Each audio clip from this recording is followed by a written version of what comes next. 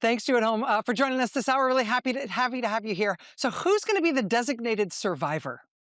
Right? It is the most morbid thing, but it's a real thing. They do it every year. Every State of the Union, they pick somebody, some lucky stiff from the administration, from the cabinet, to be a designated survivor, to not go to the State of the Union address. It feels like it's left over, like from the mutually assured destruction days of the Cold War or something. But the logic of it really is apocalyptic. The logic of it is that if some catastrophe physically happens at that event, at the State of the Union, while all of Congress and the president and the vice president and the Joint Chiefs and the Supreme Court and everybody are all in that same physical place. If something, God forbid, terrible happened there during that event, the designated survivor, by virtue of the fact that that person didn't attend the event, that designated survivor would be the one, would be the person who would reconstitute the government of the United States and keep the government going after the president and the vice president and the whole rest of the cabinet and the whole Congress were all swallowed up in a hellmouth or something. It's very weird. The whole idea of it is very dystopian and weird, but they do it every year. And you'd think, given the responsibility associated with being the designated survivor, you'd think they'd pick like the most widely respected person. They'd pick the person who everybody agrees would be the best choice to take over the country in the wake of an unimaginable disaster. You'd think it would be like a really high-profile person they picked every year. They don't do that. Actually, kind of the opposite. The person does get some attention for being picked as the designated survivor every year, but usually the person is kind of not well known. Um, and so, like in this cabinet, you might expect that they'd pick maybe the labor secretary, right? Labor is not a particular area of interest for this president or really for any Republican president. So maybe they just, keep things quiet, pick somebody low key, make the labor secretary the designated survivor this year. Could they do that? Oh, no. No, no, no. No, can't do that. Trump's labor secretary is Lori Chavez DeRemer. And if they pick Lori Chavez DeRemer as the designated survivor, then people will Google Lori Chavez DeRemer, and this is what they will find. Headline: Labor Secretary Lori Chavez DeRemer under investigation for, quote, inappropriate relationship with employee. These are reports that started with a complaint that was reportedly filed with the Inspector General of the Labor Department. Trump Labor Secretary, quote, accused of drinking in her office during the workday and committing travel fraud by having her chief of staff and deputy chief of staff, both of whom are now on leave, quote, make up official trips to destinations where Chavez DeRemer can spend time with family or friends on the taxpayer's dime. Headline: Trump's married labor boss accused of booze-filled fling with staffer. Headline: Chavez DeRemer's security staffer placed on leave amid scandal investigation. The labor secretary has been accused of engaging in a romantic relationship with said security staffer. Headline: Lori Chavez DeRemer reportedly under investigation for misusing funds. Headline: Trump labor secretary accused of taking staff to, to, to a strip club on an official trip. That's a real headline. I mean, now amid everything else, you are probably a nice person, an empathetic person. Perhaps you're not just agog by looking at those headlines about that scandal. Perhaps you are thinking, oh, wow, this must be really hard on her family.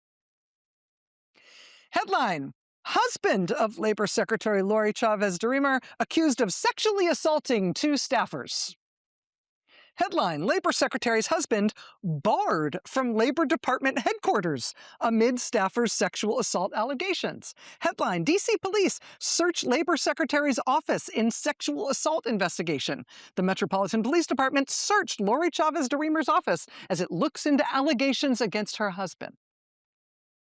Since then, we've had further news that the Trump-appointed U.S. attorney in Washington has decided that there won't be any criminal charges brought against the labor secretary's husband for the alleged sexual assaults inside the Labor Department's headquarters building.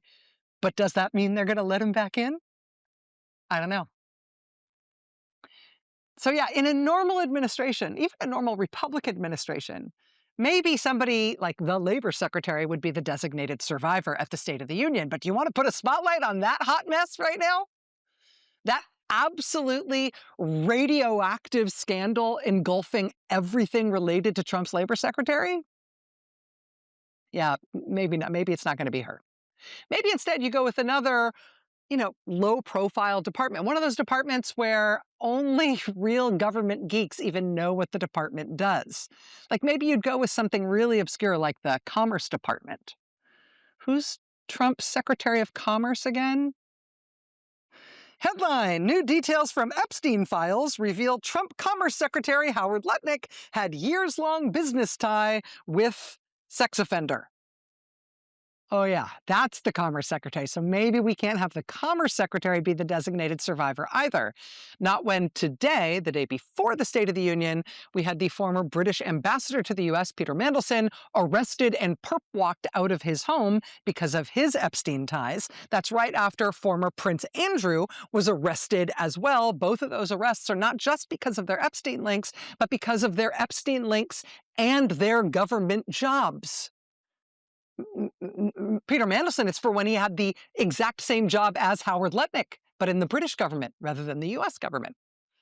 Right? Meanwhile, here, all the Trump-connected people, like Trump himself and like Howard Lutnick, Trump's Commerce Secretary, they are apparently in no trouble at all, but maybe you wouldn't want to highlight that at the State of the Union. I mean, will Dr. Oz be at the State of the Union? Trump's Medicare guy? Dr. Oz personally invited Jeffrey Epstein to a Valentine's Day party in 2016. Not like a million years ago before Epstein had ever been arrested or served jail time, but in 2016 he invited him. Because, what adult Valentine's Day party is not complete without the presence of one of the most notorious convicted sex offenders and child sex traffickers of all time, Dr. Oz. Is Dr. Oz going to be there at the State of the Union? Maybe they'll sit him alongside the survivors of Epstein's trafficking ring who are going to be brought to the speech by Democratic lawmakers. Will Dr. Oz shake their hand? Will Howard Lutnick shake their hand? Will Trump? Will Trump? All of those guys, of course, deny any wrongdoing when it comes to their long, creepy, seemingly kind of intense relationships with Jeffrey Epstein, about which they have not been particularly forthcoming. Maybe Trump will have to go with a more high-profile department, a more mainstream department for the designated survivor this year. Maybe like head of the Department of Justice, right? That's always a prestigious job. The Attorney General could be the designated survivor. It's happened a couple of times in the past. Would you want it to be Pam Bondi this year? Would you want to shine a light on Pam Bondi's department right now? Give people a reason to Google, oh yeah, what's she in charge of? What's been happening with her department? Headline: FBI Director Kash Patel, during what his spokesman said was an official trip to Milan for security meetings, was filmed guzzling from a beer bottle and celebrating in the locker room with U.S. Olympic hockey players on Sunday. Quote, 8 former FBI and Justice Department officials sent MS Now a copy of that video, which they said was drawing outrage as it rocketed around FBI and DOJ circles. Quote, FBI spokesman Ben Williamson told MS Now on Thursday that Kash Patel was going to Milan for a series of, quote, business meetings. And he said it was unfair to describe Patel's trip as having to do with hockey or pleasure of any kind. Quote, your rag outlet wrote that he went to hang out at the Olympics on the taxpayer dime, Williamson posted Saturday on Twitter. Then on Sunday, several videos emerged on social media, in fact, showing Patel in the locker room after the hockey game, with one in particular drawing outrage from current and former FBI agents. It depicted Patel pouring what appeared to be beer down his throat, spraying some of it in the air, and screaming in celebration. The FBI spokesman did not respond to a request for comment about the video. NBC News is also reporting tonight that the Justice Department has just had to drop their humiliating total debacle of an effort to bring criminal charges against 6 Democratic senators and members of Congress.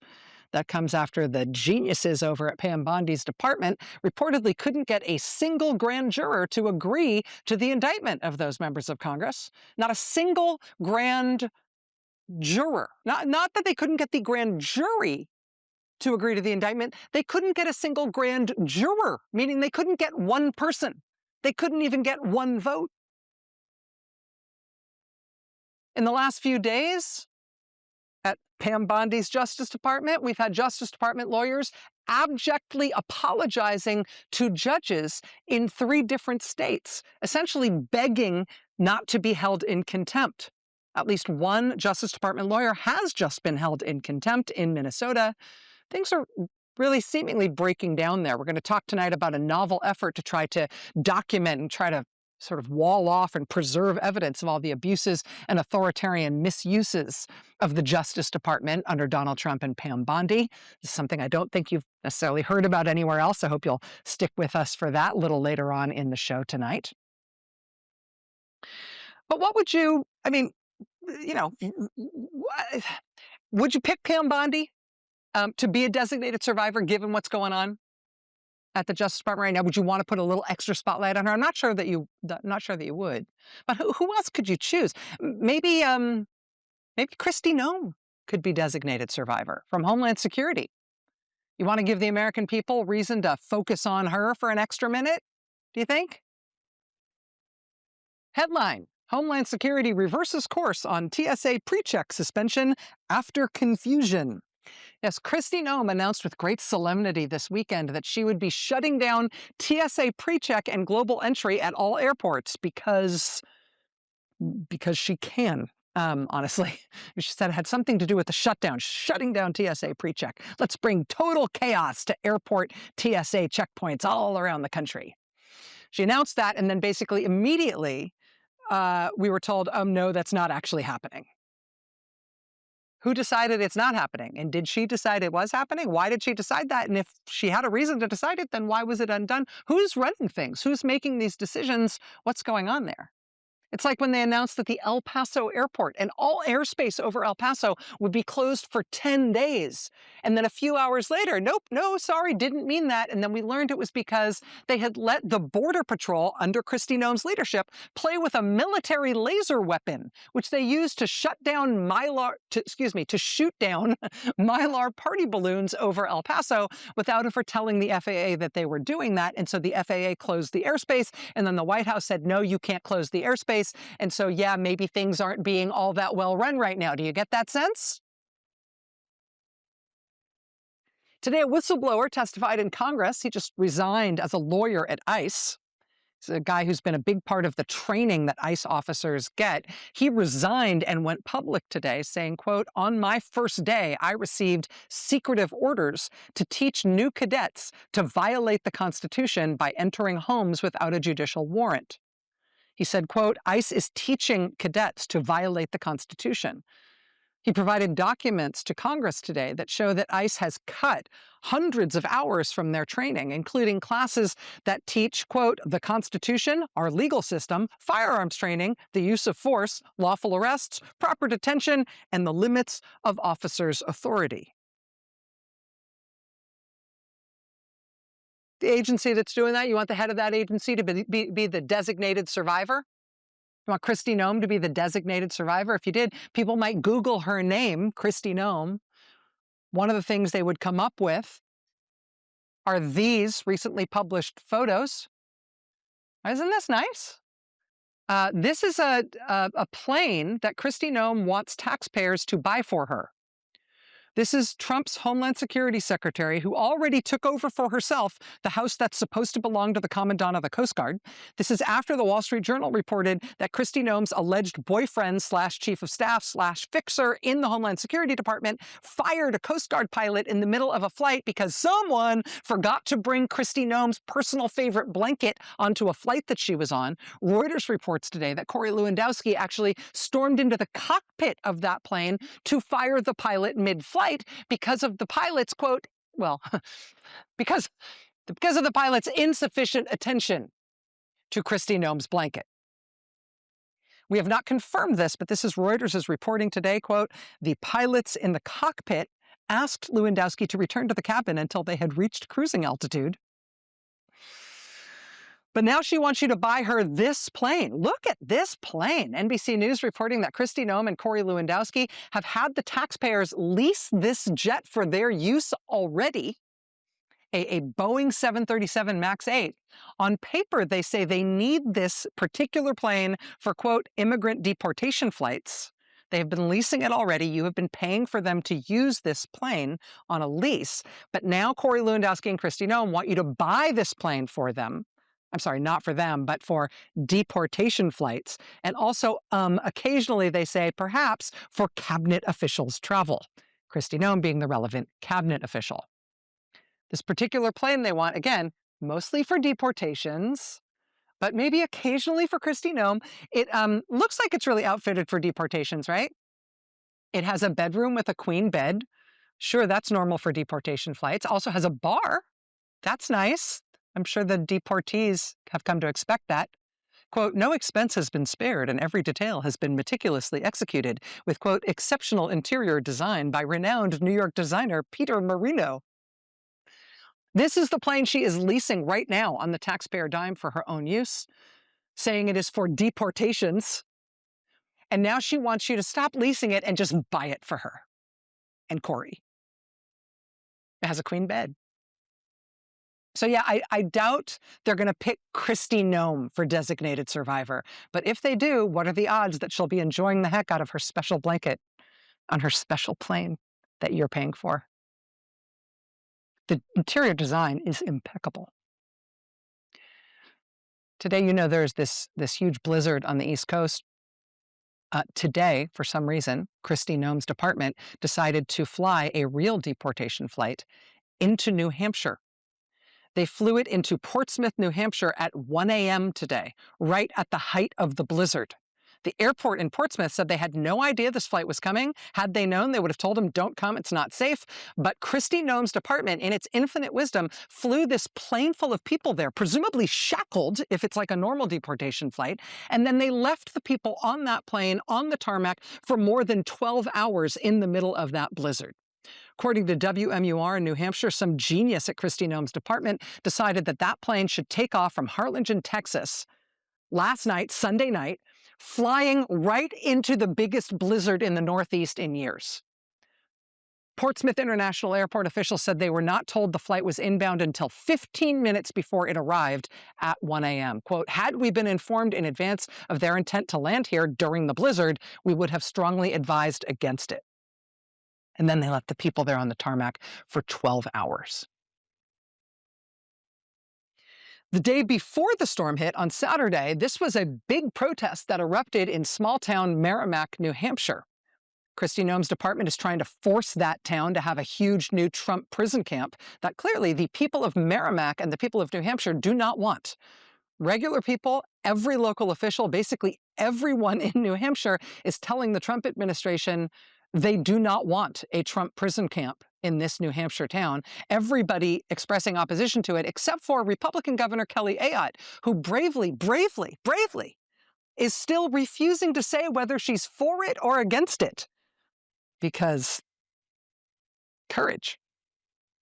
The entire New Hampshire congressional delegation, both the state's U.S. senators, both their members of the House, the whole congressional district from the state of New Hampshire are co-sponsoring now a bill that would not let Trump put a new prison camp in any community anywhere in the country without the state and local authorities there formally signing off on it. We shall see. I will say this thing in Merrimack stinks to everybody anywhere near it. A few days ago, the Boston Globe started asking questions of a healthcare company that had started to post job listings that were apparently for this new prison camp. I would guess that it is not easy to answer questions about why you'd want your company to be involved in trying to make money off of something like that. The company, Aspen Medical Group, at first didn't give any comment to the Globe in response to their questions, but then the president of the company eventually told them, quote, it's not looking likely that we will ever bid on any of these facilities, meaning on any of Trump's prison camps. It's hard to answer questions about that, hard to defend the idea of doing that kind of business, right? In Social Circle, Georgia, officials there are fighting the Trump prison camp that Trump's trying to put there as well.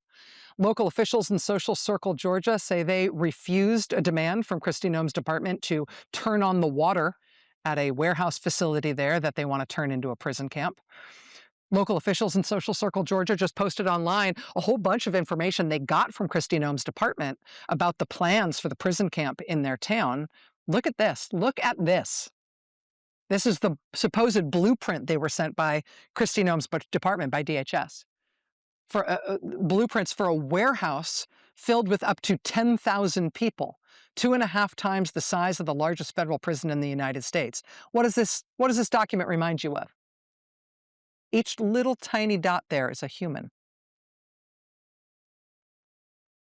Social Circle, Georgia, local officials also published the truly insane documents that Kristi Noem's department sent them about water supply and issues like that for this proposed facility.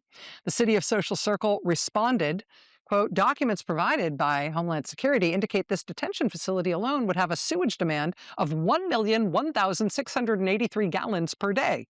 The city's current wastewater system processes 660,000 gallons per day and is already operating at capacity. It cannot accommodate an increase in usage of this magnitude." That's for wastewater. How about the water supply, fresh water to the facility? This is absolute genius from Kristi Noem. Look at this.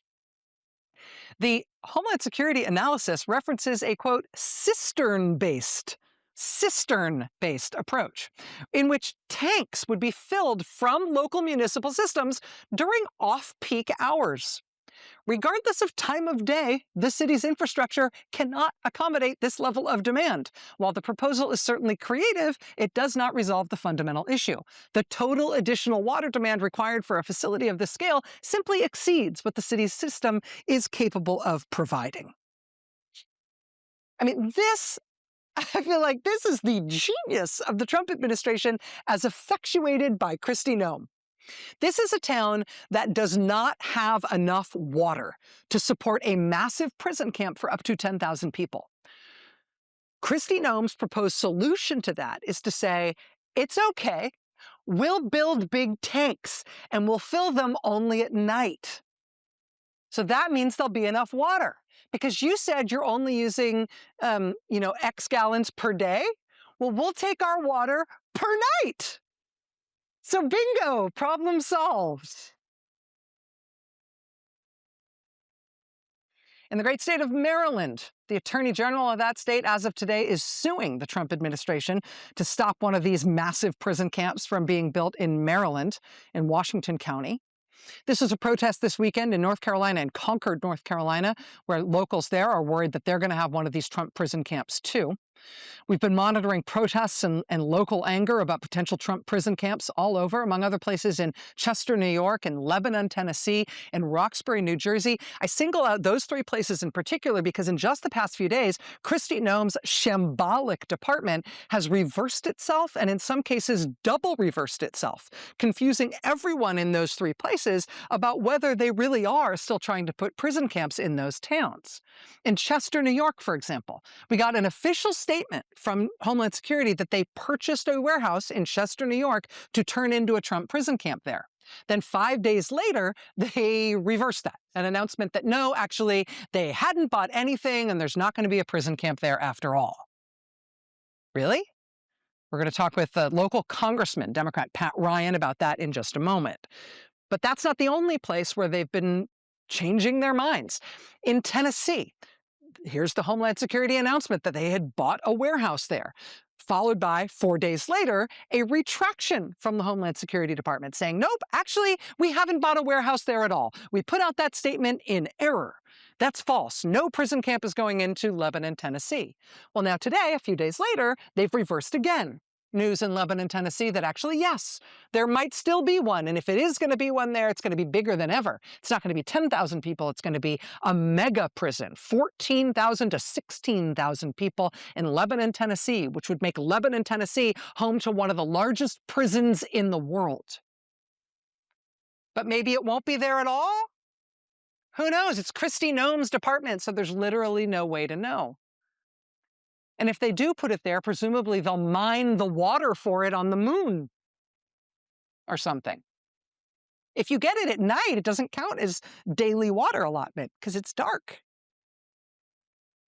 Roxbury, New Jersey has also been on a roller coaster. Kristi Noem's department telling the news outlet Gothamist that they had bought a site for a Trump prison camp in Roxbury, New Jersey. Then they followed it up with a statement that no, that was a mistake, that was wrong. They haven't bought anything in Roxbury, New Jersey. Now the town says they've just gotten word that officially, yes, they have bought a facility in Roxbury, New Jersey. We saw protests against ICE this weekend in Bloomfield, New Jersey. Those protests attracted, among others, Democratic Senator Andy Kim of New Jersey. In Rochester, New York, we saw protests this weekend in the snow outside the federal building there. In Bellevue, Washington, we saw protests there this weekend in the rain. In Little Rock, Arkansas, we saw protests in Little Rock. Good sign there. We saw "We'll trade racists for refugees." In Portland, Oregon, Japanese Americans led a protest march to the ICE facility there. The local NBC station, Channel 8, asked this local woman, Joni Komoto, why she in particular had decided to be there. I was interned in 1942. I spent 4 months at the Portland Assembly Center, and then I was sent to Minidoka, Idaho, an internment camp. And we were there for 2-3 years. That lived experience informing her position today, denouncing the actions of ICE. It is parallel. It is exactly the same. Our government is forcibly taking people away from their lives and putting them without due process of law into places that they shouldn't be, into detention. Trump's State of the Union is tomorrow. Since his last one, his approval ratings have dropped 15 points with independents, 16 points with young people, 19 points with Latinos. His approval ratings have never been lower. The number of Americans who strongly approve of Donald Trump right now is dropped into the teens. His approval rating with Americans overall is 27 points underwater. His approval rating with independents overall is 47 points underwater.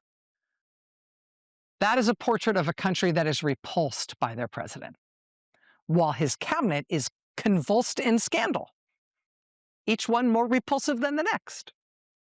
I mean, the only saving grace for some of these cabinet members is that the president himself is so awash in scandal, it's kind of hard to share the spotlight with him. But amid this smoking mess, what's he trying to do? He's trying to build himself a huge new archipelago of mega prisons to lock up huge, huge, huge numbers of people without due process, effectively outside the legal system. Because he seems like the trustworthy leader we should give that kind of power. I don't know who the designated survivor is going to be tomorrow night. I don't know. In many ways, though, it does feel like the unimaginable calamity is already here, regardless of who they pick. Stay with us.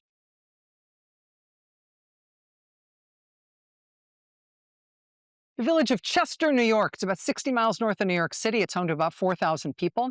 On Christmas Eve, the people of Chester read for the first time in the Washington Post, of all places, that the Trump administration was planning on sticking a huge new prison camp in their little town. They were planning on doing it here in this warehouse that used to belong to a Pep Boys. Local officials from the village of Chester saw this in the Washington Post, and they immediately wrote to the Trump administration to say, hey, nobody's told us anything about this. What's going on here? When they got no response, the village of Chester wrote to the administration again. This time they sent a 59-page letter spelling out why it was a terrible idea for the village of Chester, New York, to get a prison camp like this. Since then, bipartisan groups of New York lawmakers have written letters to oppose any such prison camp being built there. The county executive is a Republican. He says he hasn't talked to a single elected official in the whole state, no Democrat, no Republican, who is in favor of this thing. And of course, the opposition is coming from the people, too. After the news broke, so many people showed up to the next village meeting that, look, this was the overflow outside. There weren't nearly enough chairs. There almost wasn't enough space in the town. There have been protests almost every week since in Chester and in the surrounding areas outside in the frigid cold in this cold winter. The local congressman from Chester stood up at one of those protests and spoke for his constituents. Congressman Pat Ryan said ICE should quote, stay the F out of the Hudson Valley. He didn't say F. Congressman Ryan started a petition against the prison. In less than a month, it got more than 20,000 signatures. Again, this is a town of 4,000 people. It's been one big, loud, unified no from Chester, New York. We do not want your Trump prison camp in our little village. For now, it seems like the people of Chester might have won this fight. A little over a week ago, an ICE spokesperson said the Trump administration officially had bought that old Pep Boys warehouse in Chester, and their plan to turn it into a prison camp was a go. But then just a few days after that, a spokesman for ICE said, actually, never mind, that was a mistake. The Trump administration hasn't bought that warehouse. Our bad, we didn't mean it. We accidentally sent out that statement in error. So now maybe it's not happening? All around the country, this plan to buy up warehouses, to turn them into massive Trump prison camps, it has been more than chaotic. It has been filled with chaos and disinformation and misinformation and reversals from the administration. But maybe Chester really has won this. Weird late-breaking detail in this story. On Friday, just a few days ago, a Republican New York State Assemblyman says he talked to a senior advisor at ICE about this. What were the circumstances of that conversation? Well, he said he randomly bumped into the person on an overseas military deployment. Okay. After that happenstance meeting, the Assemblyman says he got confirmation from ICE that, in fact, Trump will not build that prison camp in Chester, New York, after all. What kind of process is that? I have no idea. But for now, it seems like the people of Chester, New York, and their elected officials might have won this. They might have stopped this prison camp from being built in their town. You don't win every fight, but you can't win any of them without fighting. And sometimes you do win. Joining us now is Democratic Congressman Pat Ryan. He represents the village of Chester. He started that petition against the prison camp that has more than 20,000 signatures. Congressman, it's nice to see you. Thank you for being here. Thanks for having me. First of all, I just have to ask you, with the blizzard, how's your district doing? We're good. We love the snow in upstate New York, so we're tough, and it's been a tough year though. So we're ready for spring. Yeah, I live in Western Massachusetts, and I feel like people don't understand that we already had a couple of feet of snow on the ground before this new couple of feet came down. It feels different, but I know you guys are tough. So let me ask you about this process. Do you actually believe that that the prison camp isn't coming to Chester? Do you think this is settled now? Look, I don't trust this administration at all. I think any of what you could chalk up to confusion, I think is just them being straight up deceitful, straight up lying to the American people, which we've seen from day one of this administration. So we are going to fight this until the very last, until we're certain. And I mean, quite literally, myself and others have said, if we have to chain ourselves to the perimeter of this, we are not going to let this happen in our community. We're not going to let this happen in our country. And it has been a righteous fight. I'm really proud of our community, and it's a wide coalition too, which is so encouraging to me in a really obviously dark and tough moment. Yeah, I wanted to ask you about that because your district sort of famously is a real swing district, and it's very, very ideologically diverse in terms of your constituents, town to town and county to county. Has it been a unified no from all those different types of people in your district? It kind of seems like it's been a really wide swath of people, certainly a bipartisan swath of people that has all got the same idea that this shouldn't come in. Yes. I mean, remember, this is a county, Orange County, New York. President Trump has won every time he's run in this county. He won this in 2016 by 5.5, 6 points. He even won it in 2020. And then in 2024, he won this county by 9%. So, this is one of 3 counties I represent, and it's the most conservative part of my district. With that context, it is incredibly, I think, patriotic that we're seeing a very wide set of elected officials, community leaders, immigrants' rights activists. I mean, we've had everybody out there. You asked about the snow. I mean, we were out one night, I think it was near or at zero, and there were hundreds of people out there, and it makes me proud, and it does give me hope that, as you just said, I mean, we pick righteous fights, we fight them smartly, we build the coalition as we fight them, and to see every local Republican at every level on side for this, it gives me at least a sliver of optimism. Do you have any advice, having been through this, for all the other communities around the country that are trying to fight these same kind of fights? Well, this is what's encouraging too. I've been talking to my colleagues. I know you covered earlier New Hampshire. I've been working with my colleagues, their colleagues in New Jersey. That northern New Jersey facility you talked about in Roxbury, that's only an hour or so from my district. And they're building this kind of concentric circle essentially around New York City, which is incredibly concerning in terms of what that might portend, or probably does portend, for New York City and the greater metro area. So all of us in the House and the Senate are working together on this, and it has been a unifying piece. The main thing I would say is we started this petition early and often, and we now have actually almost 30,000 signatures. As you said, it's a village of just a few thousand people.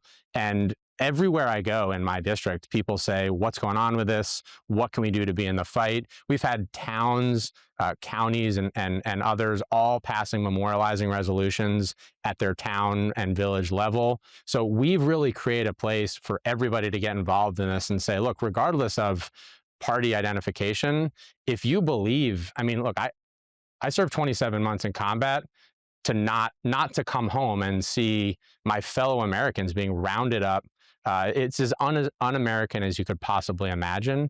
And so I think creating the broadest possible tent for people to reject this un-American behavior and say, we might not agree on everything, but man, we agree that these detention camps are not what we can or should be doing.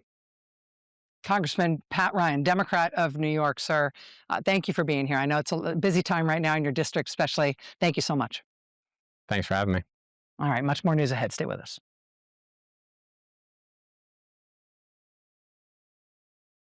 Just in the last few hours tonight, a federal judge in Minnesota, a Trump appointee, has issued an order holding the administration in contempt for disobeying a court order in an immigration case. A federal judge finding that the federal government is in contempt. That is notable and unusual enough.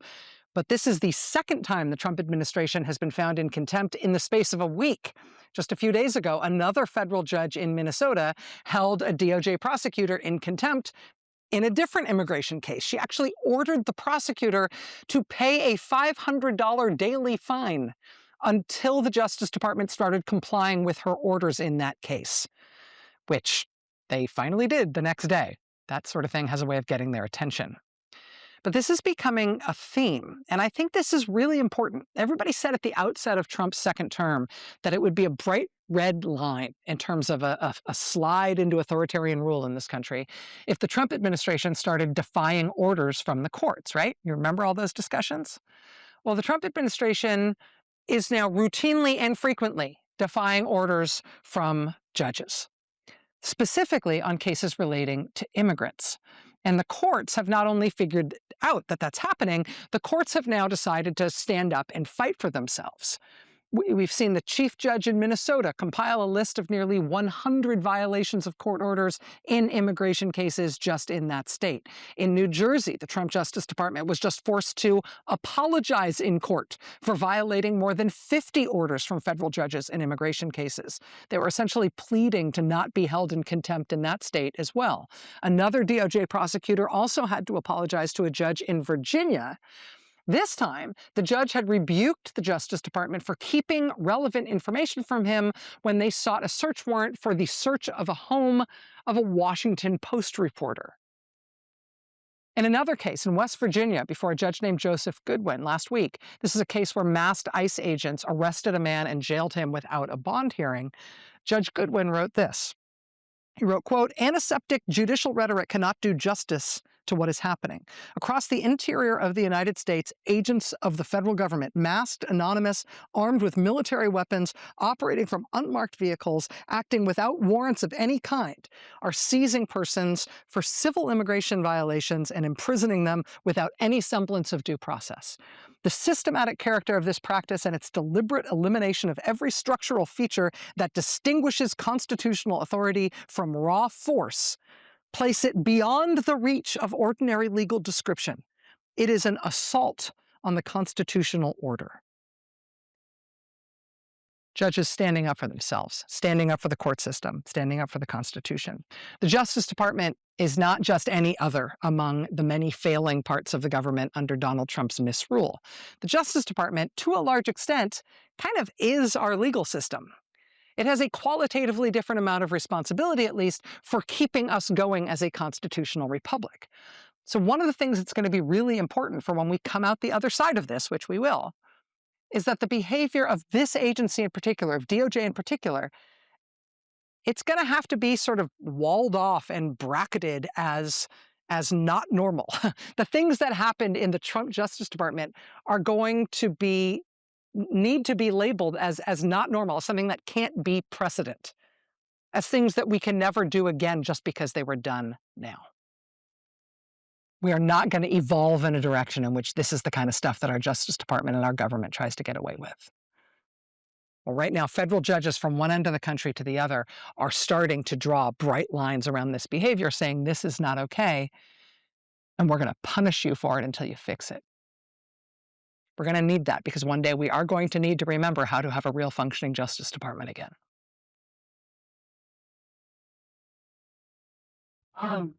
As tomorrow's State of the Union gets closer, the list of ways Democrats are going to respond keeps getting longer and more interesting.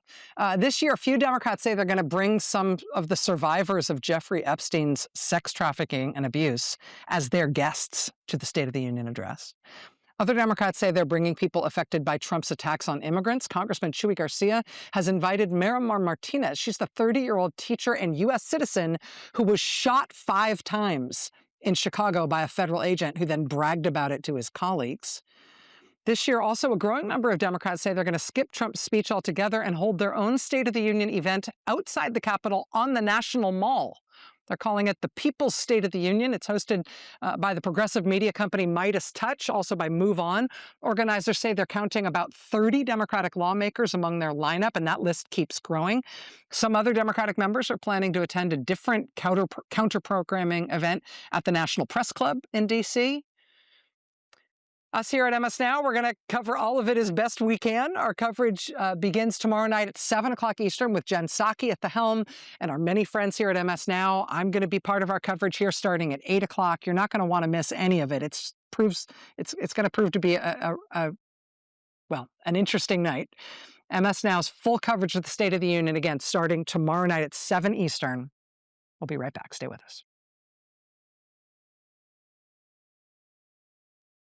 All right, there's one other piece from tonight's show that we're going to post on YouTube tomorrow morning. It's more on the effort to document and wall off and kind of preserve evidence of the abuses and misuses of the Justice Department under Donald Trump. You know, the bogus charges against protesters and politicians, the weird terrorism references they're inserting everywhere, the lying to judges, the misconduct and unprofessional behavior with grand juries. None of that should become precedent for how the Justice Department behaves in the future. And the legal profession knows that. So we're going to have more to come on the effort to wall those things off. Again, we're going to be posting that on YouTube tomorrow morning. We'll also put it up on maddoblog.com. I hope you check it out. Meanwhile, I'll be back tomorrow night for the State of the Union. Our coverage kicks off here at MS Now, 7 p.m. Eastern. I'll be here at 8. State of the Union tomorrow night. Should be weird.